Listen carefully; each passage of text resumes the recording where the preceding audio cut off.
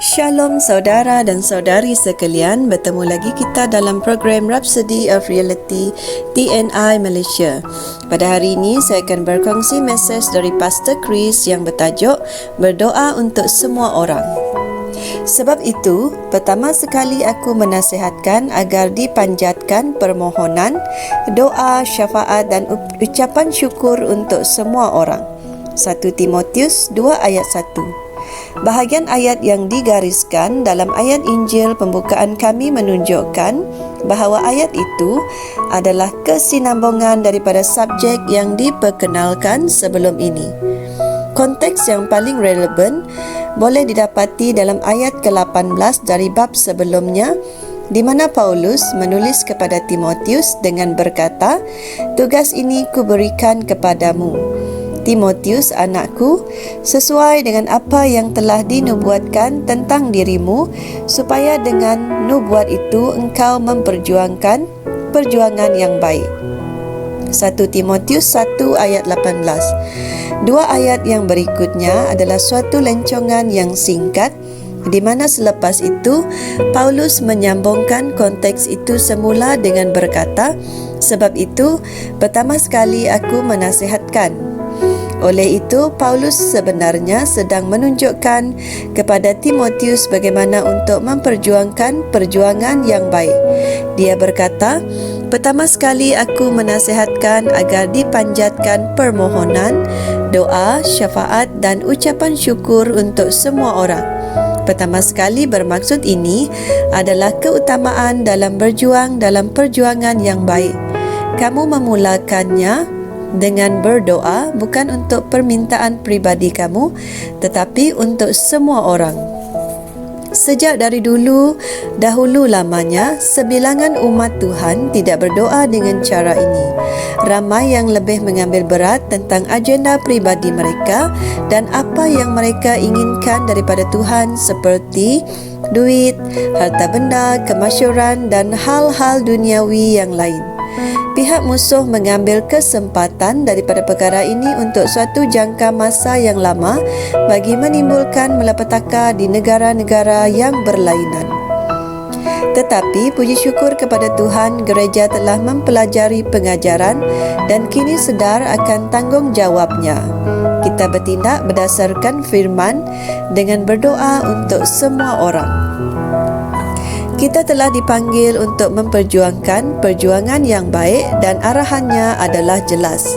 Dia berkata, pertama sekali yang bermakna, sebelum kamu berdoa untuk perkara-perkara lain, sama ada hal keluarga, perniagaan, kewangan dan sebagainya, berdoalah untuk semua orang.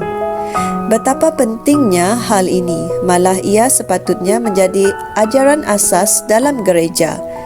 Ketika kita memimpin jiwa orang kepada Kristus dan membawa mereka ke gereja, kita harus memberitahu mereka bahawa mereka mempunyai musuh yang matlamat utamanya adalah untuk memusnahkan mereka.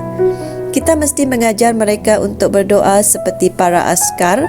Pertama sekali bukan untuk keperluan pribadi mereka, tetapi untuk semua orang.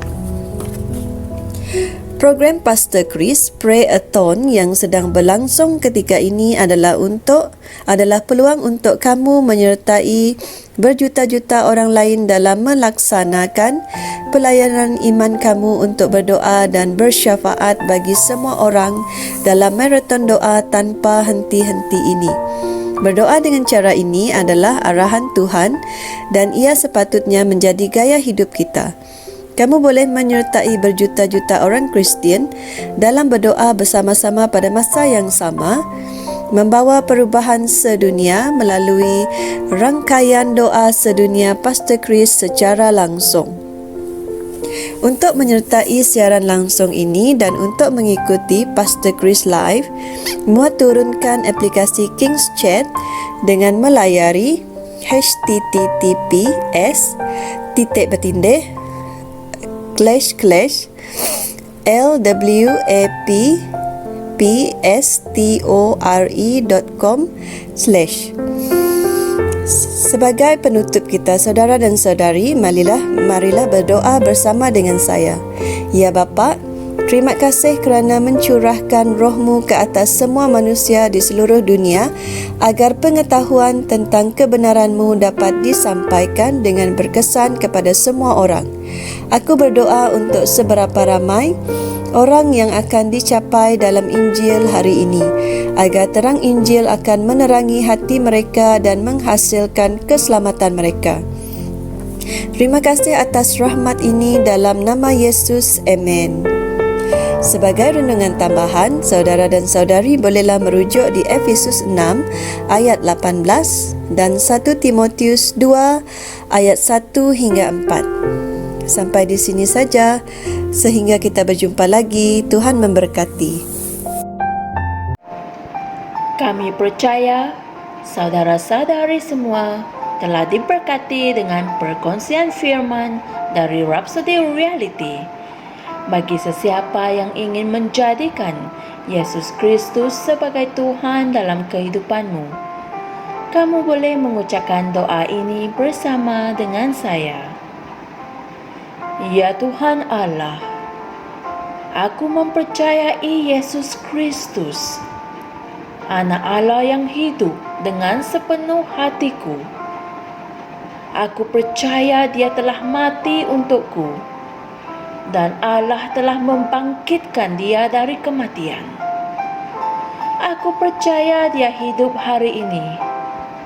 Aku mengaku dengan mulutku bahawa Yesus Kristus adalah Tuhan dalam hidupku mulai dari hari ini. Melalui Dia dan di dalam nama-Nya, aku mempunyai kehidupan yang kekal. Aku telah dilahirkan semula. Terima kasih Allah kerana menyelamatkan jiwaku. Aku sekarang adalah anak Allah. Haleluya. Tahniah, sekarang kamu telah menjadi anak Allah.